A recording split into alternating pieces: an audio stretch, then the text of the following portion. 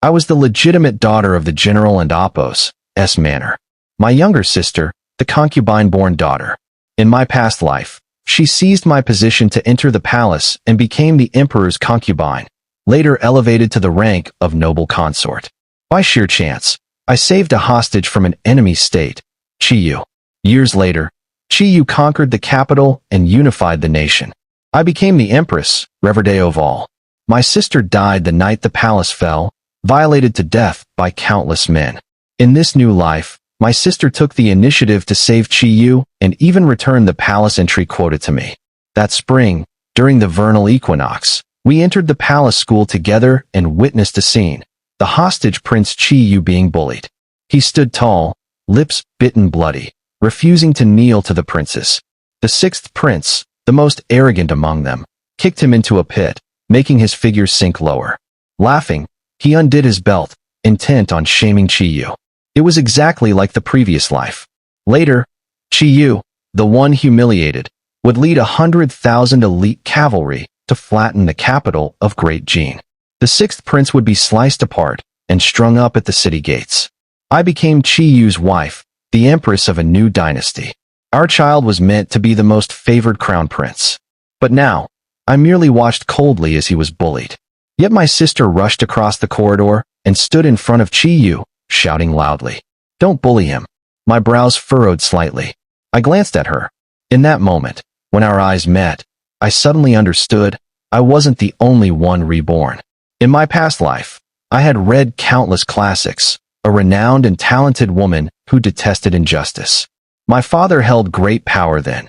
Even the emperor had to show him respect, so I spoke up to defend Chiyu against the princes and gained the upper hand. From then on, Chiyu clung to me under the guise of gratitude, causing me to miss the chance to be selected into the palace. My sister replaced me. She entered the palace and soon became a noble consort. Later, my father was framed and killed. My sister was stripped naked by the emperor and displayed before the court ministers, made into their mockery. I had already been taken away by Chiyu to the Shin'i tribe. The emperor, out of hatred for my father's military power, killed one woman of the general's household each day. If my sister could make him happy, perhaps she'd live one more day. There were many ways to please the emperor, all of them twisted. He despised my father to the bone and loathed my sister as well. When my sister was tortured beyond recognition, the capital fell. Now, Chiyu stared in disbelief at the girl before him. My sister's nature was different from mine. Though born of a concubine, she wasn't bound by the family. She lived freely, bright and sincere, her looks elegant like a blooming magnolia. She was sharp and witty, quite well known in the palace school. She pulled Chiyu out of the pit without hesitation and coldly rebuked the sixth prince. "Sixth prince, are you really someone who bullies the weak just because you can?" His face turned red and white. He wanted to lash out, but her forceful presence stunned him. The other princes, finding it no longer amusing, scattered as soon as the palace instructor summoned them. Watching all of this, I couldn't and Apos, help but laugh. Chiyu slowly turned his head. The early spring sunlight struck his sharp features, casting a glowing shadow across his face. He quietly took my sister's hand. His black lashes, like raven wings, shadowed his eyes, deep as an autumn lake. His voice was soft. "I know you." His back remained straight, his gaze honest and unwavering. His plain clothes and simple ornaments contrasted starkly with the extravagant and decaying royal palace. "You are Lian Yuanqing." In the past life, he had called me by that exact name. But in this life, the one he addressed was my sister. As a hostage prince, Chiyu wasn't supposed to attend palace school. But while I remained unaware, he had already secretly investigated every noble student there. He latched onto my kindness like someone drowning clutches at a rope of light. With sweet words and clever deceit, he gained my trust. In the end, my father died unjustly, and my sister was disgraced. Chiyu had once promised that, when the palace fell, he'd save the rest of the general's family. But once he ascended the throne, holding our child in his arms, he coldly said, "You are my shame. A man like him, if my sister wants him, she can have him." The night she first met Chiyu, she didn't return. Father told me the palace selection had been moved up. In 3 days, I'd have to enter the palace. Seems I can't escape fate. In the past life, my sister married the emperor. In this life, I'll take her place. On the day I entered the palace, I chose a dress the color of aquamarine blue. They say it's the emperor's favorite. He sat in the grand hall, thick brows, lecherous eyes. To his left, the stately empress dowager. To his right, a boy with clear eyes and startlingly handsome features, yet an empty gaze, like a soul long lost. My eyes flicked briefly to the cloud pattern on his robe. So this is the foolish crown prince, locked away in the deep palace all these years. Why is he here? The foolish crown prince is infamous, born unable to laugh or cry, mute since birth, never speaking a word even as he grew older. From the empress dowager's words, I sensed she intended to find a secondary consort for the crown prince in this selection. I lowered my head, playing the part of an obedient girl. When the emperor told me to raise my head, I saw the disappointment in his lustful gaze. My sister was radiant, while I was plain, lacking refinement or the softness of a noble lady, more like someone who had walked off a battlefield. Not delicate, not pretty. Despite the emperor's reluctance, under the empress dowager's coaxing, he grudgingly agreed to keep me. The general's manner held immense power. Whether it was me or my sister who entered the palace, we were both pawns in a greater game. Lien Yuanqing conferred the rank of talented lady. I curled my lips into a faint smile. After offering my thanks, I turned and walked away. Suddenly, murmurs rose behind me. The foolish crown prince stumbled forward, swaying as he followed me out. I turned to look at him. In my past life, I had only heard of him, the crown prince locked away in the Eastern Palace. By the time the Jin dynasty fell, he had long vanished. The jade ornament atop his head trembled slightly. His gaze, blurred and dreamy, shimmered under the soft glow of dusk, dazed, yet inexplicably beautiful. It seemed as though he was looking at me, or perhaps at the clouds behind me. Palace servants panicked, hesitant to approach. It wasn't until an old Taoist in robes stepped forward and gently tapped his forehead that he came back to himself, quietly following the priest away. The disturbance passed. The other palace maidens resumed their entrance. That loathsome emperor continued the consort selection. And I found myself still watching the crown prince's retreating figure. So there's someone like that in this palace after all. I shook my head hard. There were things I had to do, people I must save. Time was slipping away. I couldn't afford to be distracted. The consort selection stirred waves. I was confined to Chiyu Palace, growing more restless each day, passing time with messenger pigeons. 3 months later, I finally received the summons for a night visit. The attendants had everything prepared, fragrant robes, alluring perfumes. When I arrived at Taiji Hall, the air was thick with incense. The emperor sprawled lazily on the daïn bed, robes in disarray.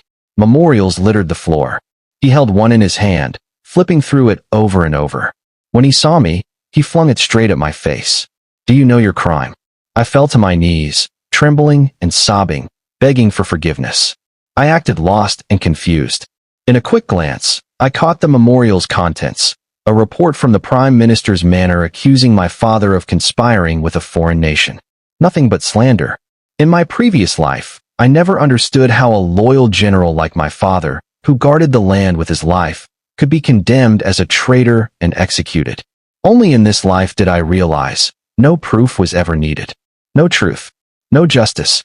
Once those in power begin to suspect, countless others rush to provide an excuse, to turn white into black, the living into the condemned.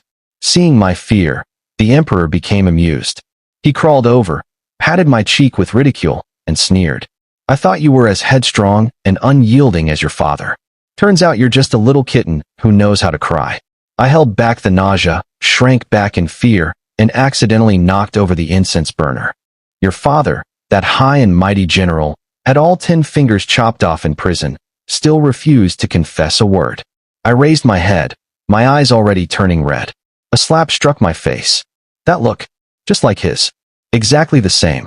You think I can't hold this empire without you people? This land belongs to me. Me alone. He suddenly grabbed my head and forced it down, yanking at his robes. Please me well. Maybe I'll let your mother live after I kill your father. Revulsion surged up my throat. I thought of my sister in the past life, her pain, the torment that lasted day after day, night after night. In that instant, I knew what I had to do. Guess what, Your Majesty? If you were gone, whose hands would this empire fall into? Before he could react, I pulled out the silk thread hidden in my sleeve and looped it tightly around his neck and arm. He thrashed too late. The more he struggled, the tighter it became. His face flushed purple, veins bulging, unable to breathe. I had followed Chi-Yu through battlefields in my past life. I knew how to kill, knew a little about poisons and medicine. To ensure nothing went wrong, I had my sister swap the incense in this hall long ago. It wasn't just seductive, it contained a powerful sedative. That old emperor had long relied on pills. His body was already crumbling. He had no strength to resist. One move, and he was mine. It was shockingly easy. I pulled a dagger from the sole of my shoe, pressed it against his throat, and calmly pondered which artery would make his death slowest and most painful. I didn't plan to kill you. But now, I've changed my mind. Just then, the palace doors, which had been left unguarded, creaked. A soft voice called out, "I'm here." My sister had arrived, dressed in night clothes. Chi-Yu followed, silent and sharp-eyed. He stared at the bound emperor, a flicker of thrill in his eyes. I pointed at the emperor and said coldly, "Kill him." My sister stood frozen. I thought we were going to use the emperor's seal to command the vassals. No need. Just kill him. Before I entered the palace, I had secretly given my father forged evidence, crafted by the prime minister, claiming collusion with foreign powers. For the first time, I saw a crack in his usually calm expression. He and the emperor had once been childhood friends. It was only with his support that the emperor had secured the throne. But the heart of a ruler changes. The youth of passion had turned into a cold tyrant. My father gave a nod. He understood and silently agreed to our plan. That night, the moon shone like a silver ribbon. My sister stood radiant, her eyes impossibly bright. She took my hand and said softly, "In this life, we must protect the general's manor. The emperor must fall. As for Chi-Yu," she smiled brightly, like a spring flower in full bloom. "Let me be the one to toy with him, in your place." "All right." Then, with her own hands, she pinned the golden hairpin in my hair, the one I would wear the next day to enter the palace. That hairpin was no ordinary ornament. Hidden within its delicate form was a precise mechanism. Once snapped, the top half would reveal a razor-sharp blade. Right now, it pressed gently against the old emperor's throat. She and I worked in seamless tandem. With father's silent backing, more than half the imperial guards in the palace were already loyal to us. That was how we so easily subdued the aging emperor. Yet father refused to rebel outright. I didn't force him. I simply told him to wait. Wait until I could offer him a path to retreat with dignity. Whether the emperor lived or died no longer mattered. What mattered was that only the Lien family must remain standing. My sister met my gaze. She understood exactly what I meant without a word. At that moment, Chi-Yu tightened his grip on the emperor's throat. His strength grew with every second. His eyes were cold and ruthless, ignoring the gurgled gasps and trembling of the old man, whose body shook like dry leaves in the wind. I watched in silence. In my past life, it wasn't until Chi-Yu laid hands on our child that I finally understood the cruelty in his bones. My sister's voice softened, like pleading. "Chi-Yu, do it. Kill him. Save father. The Lien family has no sons, only the two of us. From now on, we can only rely on you." Chi-Yu was a man of deep calculation. Though he may have been momentarily enchanted by her beauty, what truly moved him, in the long run, was profit and ambition. Ambition so vast that even he had to lie to himself. Just like in the previous life, he approached us not for love, but for the military power the Lien family held. I took the black jade pendant I always carried and placed it into his palm, my voice emotionless. "She trusts you. So I will too. Before father was imprisoned, he made arrangements. If you hold this, it's the same as holding his word." I pointed at the dark jade resting in his hand. "If today, you are willing to bear the crime of regicide, to save my father." Before I could finish, a silver flash burst from Chi-Yu's sleeve. My sister screamed in shock. Blood sprayed, splattering across my face. Chi-Yu tightened his grip around the jade pendant, pulling my sister into his embrace. His face was stained with blood. His dark eyes gleamed with the chill of a predator in the shadows, locking tightly onto me. I heard his voice, low and gravelly, whisper near my ear like a devil's laugh. "Deal sealed." And even though I had lived through one lifetime already, In this moment, facing him again, I still shuddered. My sister trembled in his arms, terrified. Yet his hand on her back moved gently, almost tenderly. It was the first time I had ever seen this side of him. In the past life, father was suddenly thrown into prison. Soon after, the entire general's manor became a cage. No one escaped. The night before I was dragged to the Ministry of Justice, Chiyu appeared at my bedside, like a venomous serpent lurking in the dark. To this day, I could still recall the overwhelming stench of blood on him. He had been ambushed by Imperial guards, killing his way out. That night, we fled together on horseback beneath the pitch-black sky, chasing a horizon that never brightened. When dawn finally broke, I saw that half the horse's body had been dyed red with his blood. He held my hand, lips pale, and murmured faintly just before he collapsed, "Yuanqing, we've escaped." From then on, I had nowhere else to go. I followed him, plotted for him, ran with him across the land. He treated me well at times, coldly at others. When he needed me, he was gentle. When he didn't, he was the mighty Khan of the Shinny tribe. The night before the final siege, he took me to watch the sunrise. He promised that once the world was unified, he'd stay by my side every morning. He took the defense map I gave him and promised I'd be empress. I turned a blind eye when he slipped into the tent of beauty Zhao. After our child was born, I thought we could finally forget the past, live a peaceful life. If only I hadn't discovered it. My sister, defiled to death by his men, on his orders. The 100,000 soldiers of the Lien family, slaughtered in secret once he secured his throne. My father, imprisoned in darkness. Every encounter between me and him, every step we'd taken, had all been part of his plan. A man not of our blood will never be one of us. A simple truth, and yet, I had spent an entire lifetime to learn it. Clatter. A sound from behind the hall cut through my thoughts. There was someone else in the palace. I immediately dashed toward the back chamber. Chiyu followed close behind. There was only one screen.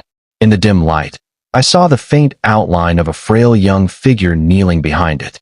My grip on the hairpin tightened as I stepped forward. There, clad in a thin purple inner robe, was the crown prince, kneeling quietly on the floor. His pale face was flushed an unusual shade of red. Scattered before him were broken turtle shells, and in his hands rested the imperial jade seal. At that moment, hundreds of thoughts surged through my mind. I clenched the jeweled hairpin, and then loosened it again. But once again, it was Chiyu who stopped me. He can't die. The mandate of heaven for the Jin dynasty rests on him. In this era, the people still believed in divine will, that the emperor was chosen by the heavens themselves. Though the young crown prince was clearly slow-minded, legends claimed that at his birth, strange phenomena filled the sky, and an immortal descended to proclaim him as heaven's chosen son. That prophecy had allowed him to remain crown prince all these years, cherished by the emperor, despite never speaking a single complete sentence. I never believed such tales, but the world did. Even Chiyu, a man who dared to claim the world for himself, believed it. In his past life, even after ascending the throne and seizing the empire, he could never sleep peacefully. He secretly searched for the missing crown prince, day after day. And in the final moment of my past life, when I was forced to drink poisoned wine, a mad thought crossed my mind. Perhaps heaven's chosen one would return to take that dog's life. I slowly sat down, cautiously observing the boy before me. Can you see me? His clear eyes shimmered faintly under the candlelight, tinged with a light purple hue. Though unfocused, his gaze seemed to catch the light and fell directly on me. Then he leaned forward slightly and grabbed my wrist. His hand was ice cold. He placed the imperial jade seal in my palm. I froze. Even Chiyu stood stunned. I'd been thinking of how to trick him, yet here he was, offering it to me of his own will. And then, the next moment, the crown prince bent down, picked up a turtle shell shard, and slashed it across his arm. Blood gushed like a stream. My sister was the first to react, crying out, "He's been attacked. Run. Now." I jolted back to my senses. With a single glance at Chiyu, I gripped his wrist and dragged my own dagger across my forearm. Then I lunged forward, shielding the crown prince in my embrace, and screamed toward the outer hall. "Assassins! The emperor has been attacked. The crown prince is injured. Someone help." My steps faltered as I rushed through the palace, blood soaking my robes, my hair in disarray. One hand held the jade hairpin raised like a blade, the other kept the dazed prince close. His wide eyes were clouded, the dark red in his irises glistening like blood out to fall. When Lang Feng, commander of the Imperial Guard, stormed in with his men, this was the sight that greeted him. I caught his eye, a silent signal. He understood at once.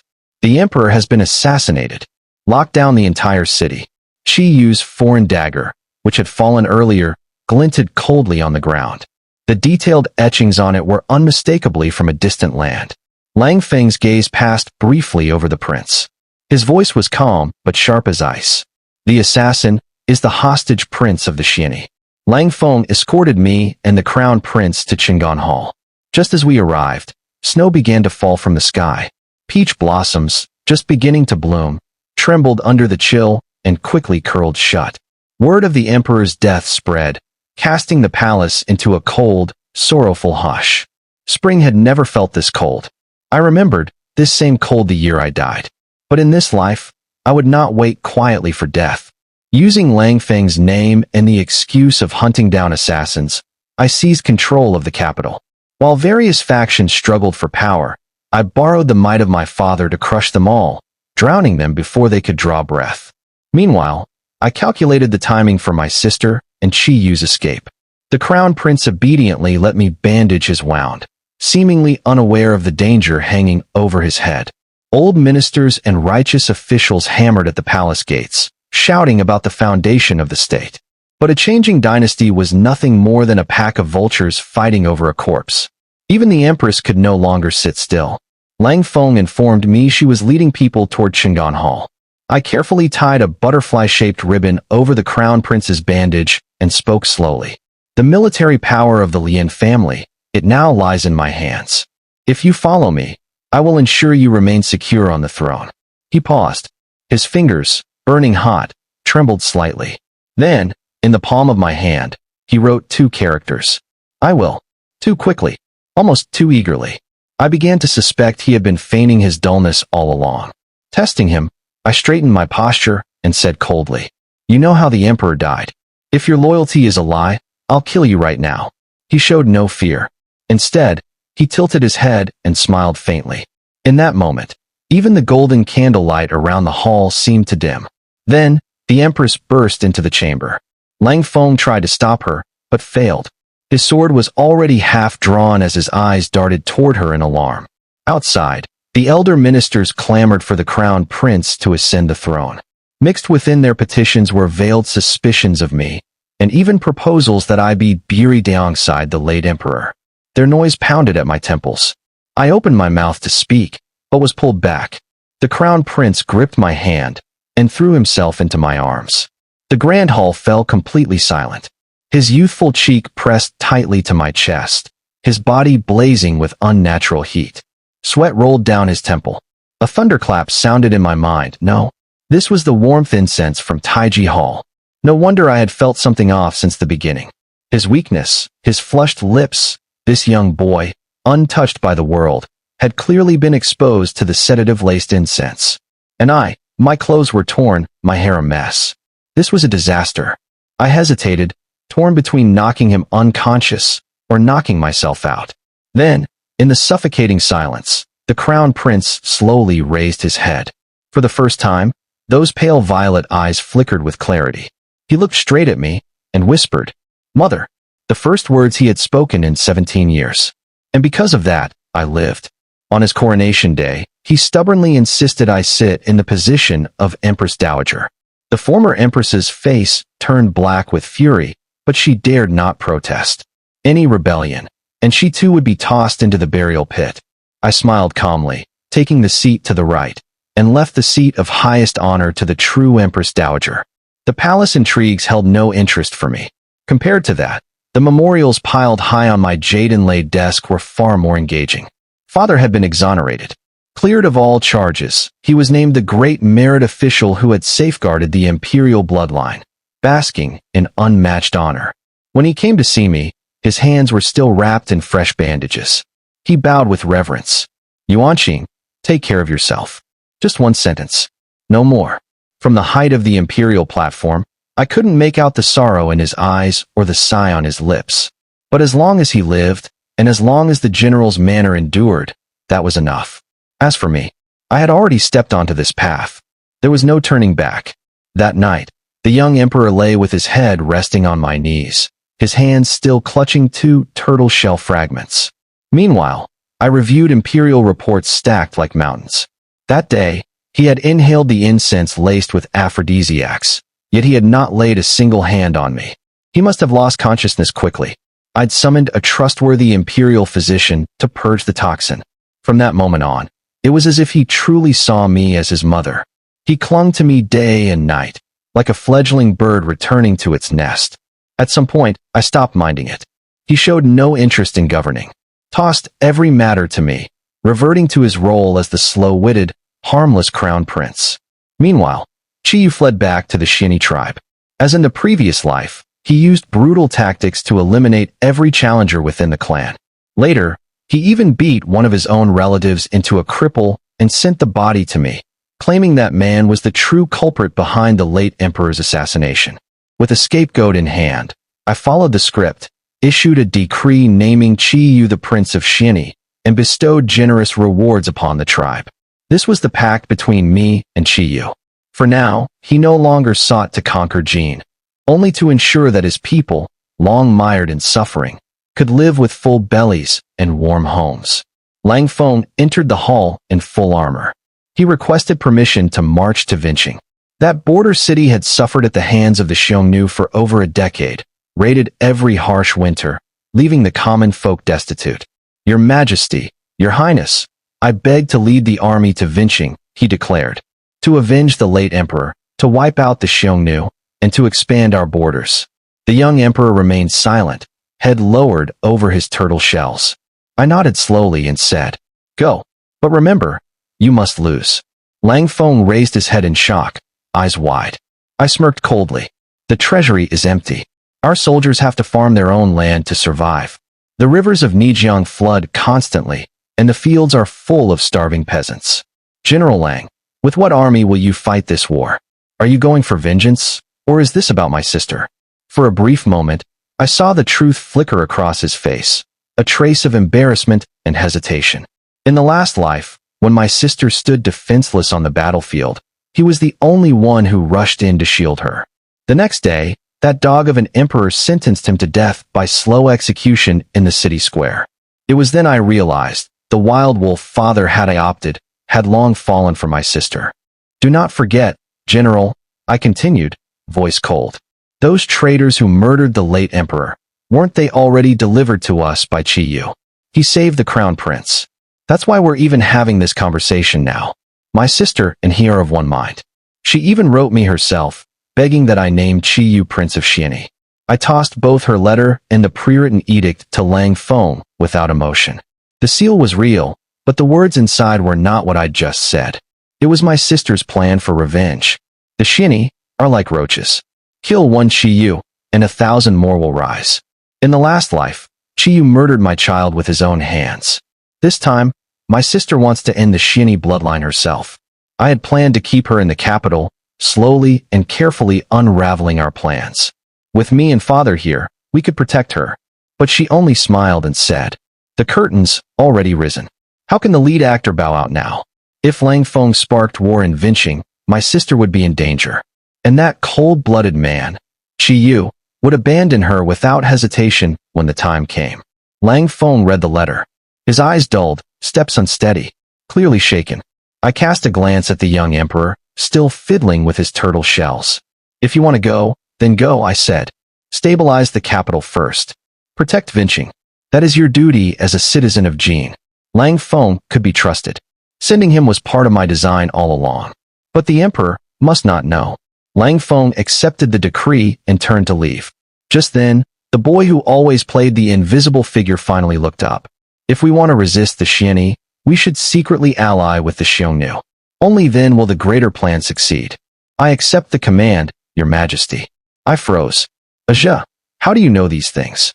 "All things under heaven can be calculated," he replied, turning the turtle shell in his hand. His eyes glowed. "Yuanqing." In that moment, A coldness surged from my bones to my skin, creeping into every limb.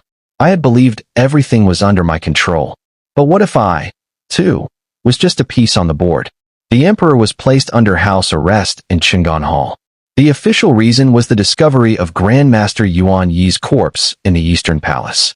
Yuan Yi had been his mentor since childhood, the same Taoist who led him away during the palace selection years ago. The boy's fate was unusual. Only Yuan Yi had ever been able to guide him. And now Yuan Yi was dead, his body deformed, buried beneath a pear tree in the Eastern Palace. His neck bore the mark of shattered turtle shell fragments, the suspect nearly obvious. Yet the emperor never responded to my interrogation. He simply clung to me, day after day, as if nothing had happened. Even the fact that he was being held under guard, he didn't seem to mind. Yuan Yi's death didn't concern me. What I truly wanted to know was whether the emperor could truly divine the fate of the world, see through life and death. I coaxed him, pampered him, encouraged him to divine omen after omen for me. Floods in Luoyang, locusts in Heilong, the failed spring ritual the previous year. He calculated every detail, and I was certain he had never seen a single memorial or report. A daring thought began to form in my mind. Did the late emperor know you could read fate? Of course, he said lightly. His stammer was gone, his speech now smooth and steady. No wonder he was at Taiji Hall that day. Then, did the emperor know he would die? By my hand. Aja blinked slowly, then said softly, I didn't tell him. Then he climbed into my lap, resting his head on my knees, his voice low with exhaustion. Yuan Qing, I'm tired. I don't want to calculate anymore. I gently twirled a lock of his hair between my fingers. A strange stir rose in my chest, and I didn't even notice the way he had just addressed me. It was late. I told him to rest in the side chamber. He lowered his head, silent for a long time. What's wrong? Can I not go? He looked up at me, pale violet eyes, beautiful and sorrowful. At the corner of his eye was a tiny mole, flickering in and out of view beneath the trembling candlelight. Something in my chest stirred. Even for someone like me, who had long since rebelled against all order, this was too much. Too far. I could only shake my head. The boy and Apos' disappointment was written clearly across his delicate face. I still have memorials to read, I said lightly. Aja, go rest early. But he didn't move. So I had to be the one to leave. Because if I stayed even a moment longer, gazing into those sorrowful eyes, I wasn't sure I wouldn't do something truly unforgivable. I fled the front hall in a mess of hurried steps. Candles toppled in my wake. I didn't even stop to look back. There would be no sleep tonight. I had already granted the Xiongnu far too many concessions. I had bestowed a royal title upon Qi Yu, the man who had killed the late emperor, and made my sister his consort. I had confined the new emperor. The dynasty was still in its infancy, and already the capital was flooded with whispers and resentment directed at me. Those I never cared out. Until I opened a memorial beside me, father's third formal request to resign. He was the heart of the Lian army. If he stepped down, the entire command structure would collapse. And once the troops lost their unity, the strongest card in my hand would vanish. Then the Empress's old faction would rise again, and without power, I wouldn't be able to protect my sister or exact the revenge I carried from my previous life. I picked up a brush to write a letter, calming father's doubts. At the same time, I sent an urgent message to Lang Feng. Somewhere, a cold wind slipped in through the cracks. The wax from a leaning candle dripped onto my letter, smudging the ink into unreadable streaks. A maid entered to tidy the mess. She was slightly plump, her hem brushing softly along the floor with each rushed step. But I was still too focused on how to delay father.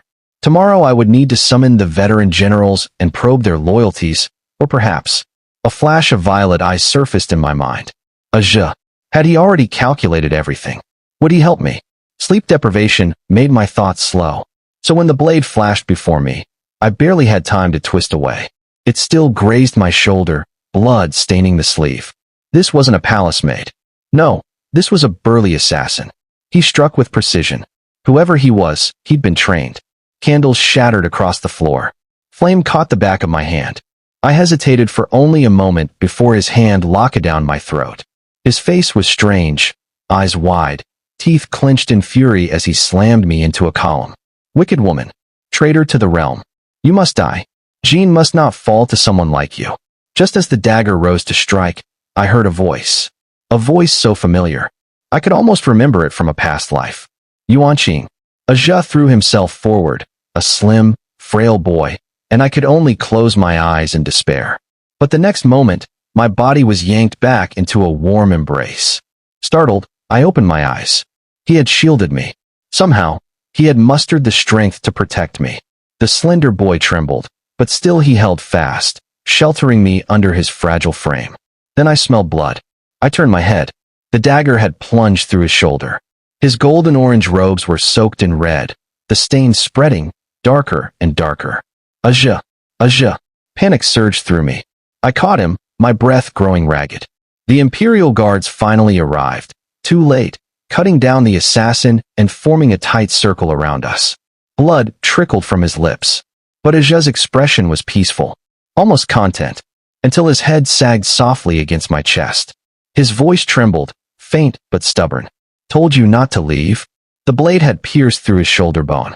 It missed his heart, but his body had always been delicate, and now his condition was critical. The entire Imperial Medical Institute knelt and rose, scrambling for solutions. Every rare pill and miracle herb in the Imperial Treasury was searched. Rumors whispered that when Aja was a child, he had faced death once before. Back then, he had just begun to speak, about to utter his very first word. But one dark night, someone, jealous of him, slit his throat. That time, it was Yuan Yi who saved him. Later, Yuan Yi passed his arts of divination to me. He'd said I had a rare gift, and in exchange, he sealed off my 5 senses. That was the price. I leaned close to Aja now, coaxing him, trying to keep him awake. Servants rushed in and out, changing his forehead cloth again and again. He was silent for a long time, then reached a hand toward me. I grasped it tightly. He murmured, "If not by price, then I'll trade it for my lifespan." "Don't speak nonsense," I scolded gently. "Try to divine again. I don't believe your fate ends here." His cracked lips curled faintly. That smile, still beautiful enough to take one's breath away. "I can't divine my own fate," he said softly.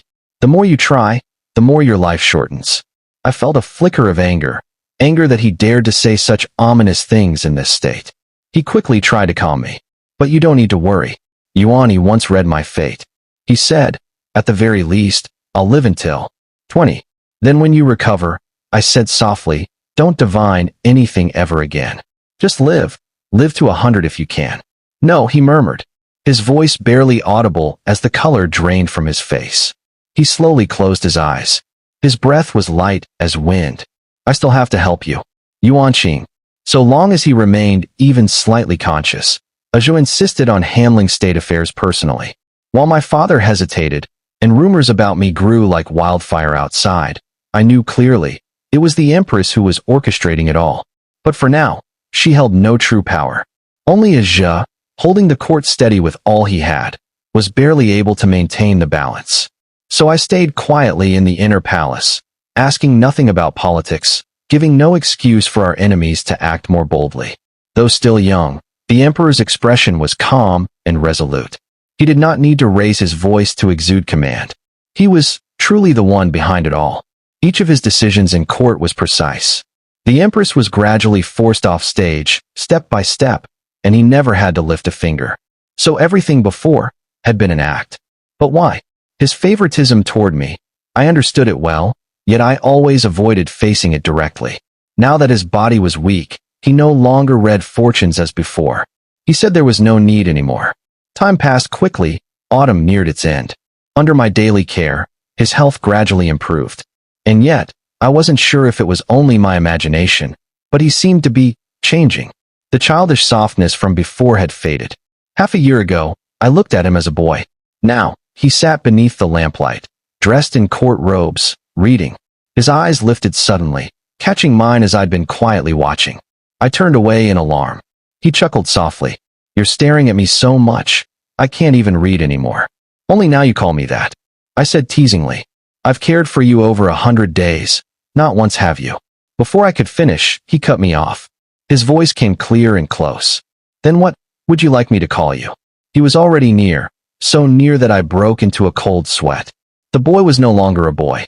He had shattered something some invisible restraint. The sharp edge of him now fully revealed. Mind your place. I avoided his gaze, knowing well that something had been changing between us, and yet still, I refused to confront it. All right. He wrapped his arms around me from behind. His chin rested lightly on my shoulder. His voice low, brushing past my ear. Lang Feng and the others have returned. Come with me. Returning with them was my sister. Her belly had already begun to show. She'd grown rounder, sitting and resting beneath the pavilion of Fu Bitch Court. It was still early autumn, the breeze a little cool, and yet she looked flushed and restless, unable to sleep peacefully. Lang Feng's eyes never left her. He watched her anxiously, though with people around, he restrained himself. Only then did I notice the tall man beside her. He wore a mask. His clothes marked him clearly as someone from the Shinny tribe. He must be the bodyguard Chi Yu had assigned to her. He was strong, constantly fanning her to relieve her discomfort. It had been so long, and only when I blinked again did I realize the corners of my eyes were damp. I had the Imperial Kitchen prepare all her favorite pastries from childhood. I didn't disturb her. I just sat quietly nearby, waiting for her to wake. Lang Feng had been summoned by a Zhe for questioning. Above, the sky was clear. My loved ones were here. No sickness, no sorrow. Everything was peaceful. If only this moment could stretch on for decades. When we were little, our aunt had taught us the rights of marriage. She once said, girls will marry and leave home. They'll have their own family. But my sister had pouted in protest. We were born a family. We don't need a other. Then she'd thrown herself into my arms, gripping my sleeve. You won't leave me behind for some man, will you? I want to stay with you forever. I had laughed and stroked her hair. Silly girl. No matter what happens, we will always be family. We had promised to protect each other for life. Heaven had given me a second chance. This time, I would not leave behind regret. She stirred awake, rubbing her eyes, still that same dazed, adorable face from childhood. I smiled gently and whispered, "You're home now, caking." Tears welled up at the corners of her eyes. Knowing that a pregnant woman mustn't be too emotional, I quickly pulled her into my arms. "I'm home, sister."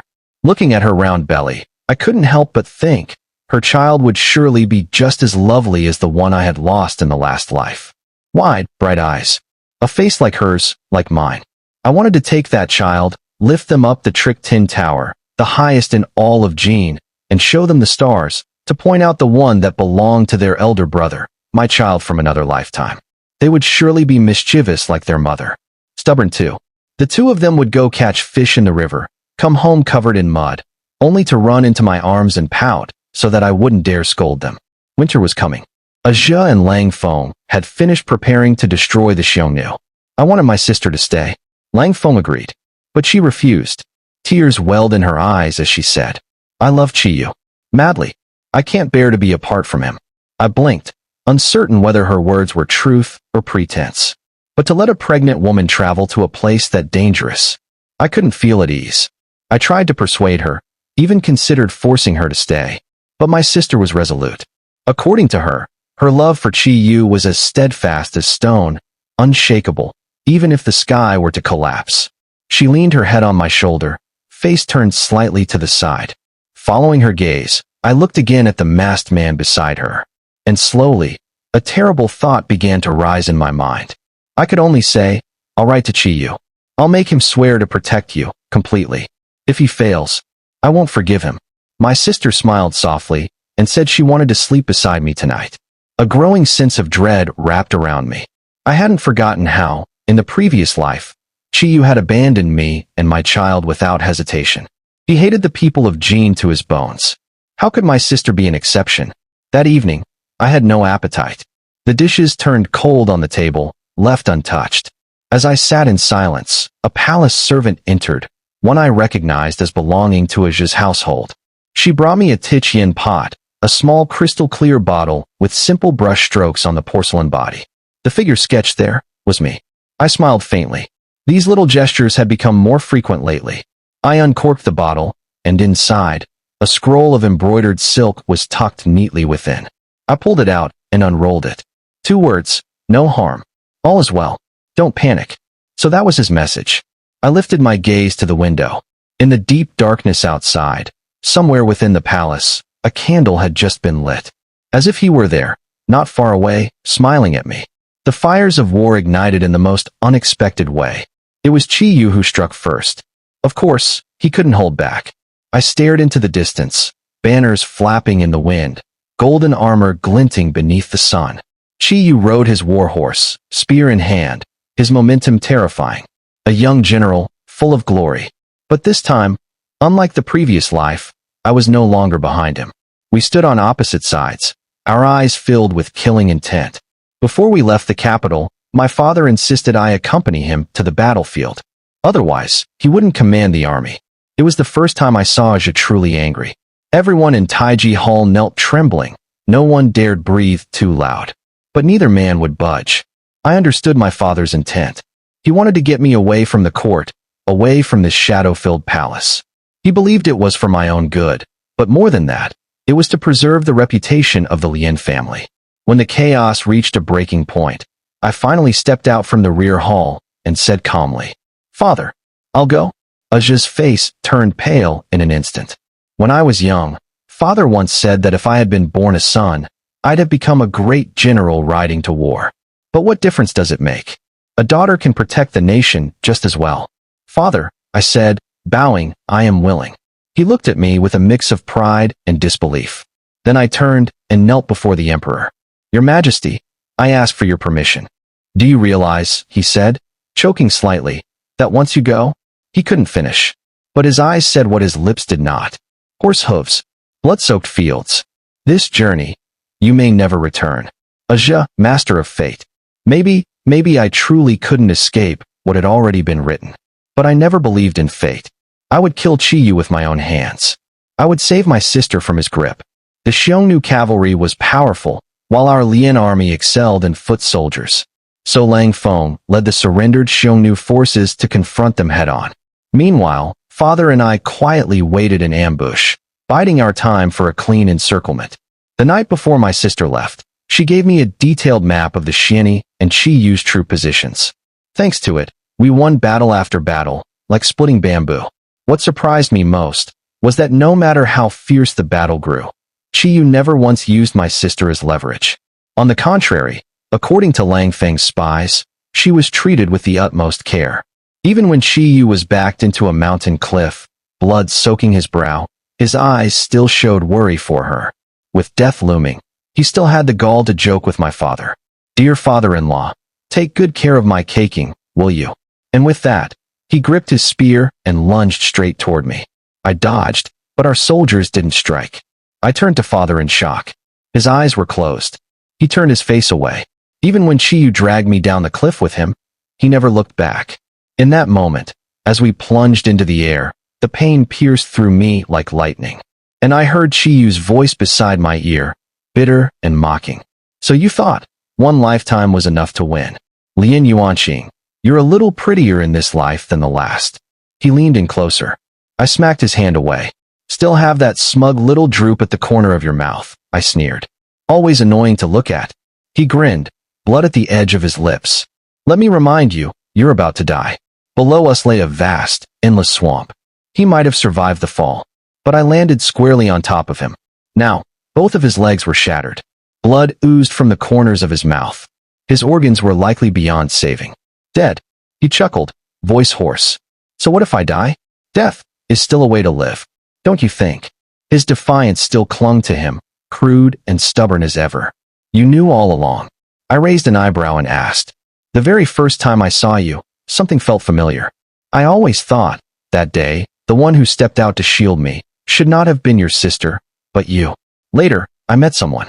He made me remember everything. He could see through life and death, foretell the future. Guess who he is?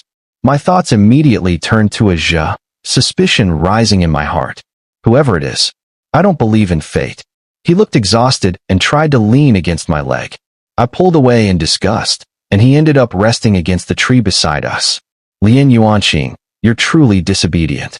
"No," I said coldly. "I've been too obedient." I looked him straight in the eye, unflinching. He lazily turned his head away, unwilling to argue further. Yet a strange doubt crept into me. If you already knew, why work with me at all? You clearly knew what I wanted, and yet you still let yourself end up like this. Life and death are illusions. You died, But here you are, still alive. So what is there to fear? He told me to follow you. He said fate is not to be defied. So I followed his words. The kind of man who clings to fate like that. In the last life, I killed them all. I narrowed my eyes and asked sharply, "You don't remember anything from your past life with me, do you?" He told you everything, didn't he? He hesitated, then answered at last. "Yes," he said. "As long as I pulled you down the cliff with me, he would come to save me. What else did he tell you to do? To treat your sister well." He laughed bitterly. "But she was already good to me. Even if he hadn't said so, I would have." Fool. I glanced over his shoulder. A figure had appeared not far behind him. I tilted my chin and sneered. "Your savior is here." The setting sun burned red like blood. A white-haired old man stepped out from the golden twilight. In his hand shimmered a tortoiseshell fragment. Yuan-Yi. Chi-Yu was already at death's door, yet the moment he saw Yuan-Yi, hope ignited in his eyes, desperate, fervent. "And master." Yuan-Yi merely spared him a glance, then walked toward me. The clear voice of a youth drifted through the air. "Can you stand? Are you in pain?" I tried to move, but couldn't get up. His face tensed. He reached out, wanting to lift me. I quickly waved him off. I wasn't used to this anxious look on his face. "Numb. My legs are just numb." Luckily, I fell on top of him. I pointed at Chi-Yu. He let out a short laugh. But on Yuan-Yi's face, that laugh looked almost eerie. "It's nothing really. I was just worried." I turned to glance at Chi-Yu again.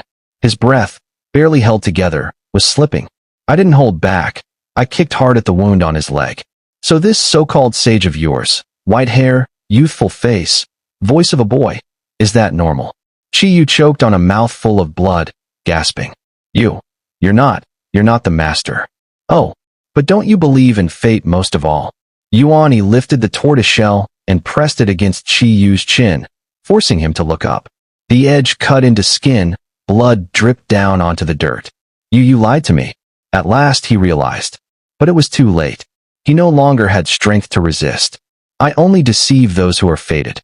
That day you stormed the palace. Wasn't it to beg a seer for fortune, glory, the throne of all lands?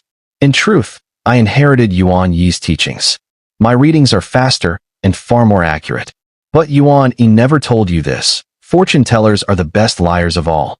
In your past life, he taught you to seduce the general's daughter, use her to seize the throne. But he didn't tell you that once you gained it, your death would be even worse. Remember now, in the end, you lost everything. You killed your own child. You feared vengeful spirits would claim your life. You feared the true child of destiny would steal your crown. You died screaming, alone, in a nightmare. In both lives, Chi-Yu never changed. Oppressed from youth, he sought shortcuts. Cunning and deeply superstitious. Maybe he hadn't truly reincarnated, yet still fell easily to deceit. What startled me most was Yuan-Yi's role. Turns out, everyone had been a piece in his game. Aja hummed softly, his voice almost like a spell. "Life becomes death, death becomes life. Round and round. No end, no start." Chi-Yu stood stiff like a statue, cursed by fate. Aja handed me a blade. "Lang Feng is on his way. Will you do it yourself, or let him? Chi-Yu is dead, killed by my own hand." As he looked up at me in his final moment, I wondered, did my gaze, when I died last life, look like that too? Hopeless, grieving, unbelieving, but also, as if I had waited for this day far too long. I bowed to heaven and earth in my heart. May the kind be granted long life. May the wicked pay for their sins. Before he died, Chi-Yu kept coughing up blood, mouth full of regret. He gasped one final breath. The child, caking. Perhaps he died better than I had. At least, he wasn't betrayed and killed by the one he loved most. Aja peeled off his human skin mask, reached out to take my hand. I pulled away. "Why me?" I asked coldly. He froze. His pale violet eyes brimmed with sorrow. "Because I heard it. I heard your desperate cries. I heard your prayers to heaven and earth. And I heard, on the endless path of reincarnation, my own sighs, forever chasing your shadow." He said most of his life was spent in a haze, like being trapped between sunrise and dusk, never able to see clearly. It was I who awakened him. From that moment on, in those endlessly repeating days, something wild took root in him, a feeling that he was always searching for someone. And when he saw me, just a glance, while choosing court maidens, he knew. Yuan-Yi once taught him, Fate cannot be fully known, and to see too much brings ruin, to others, and to oneself. But he had calculated my fate 1,000 times over. The end.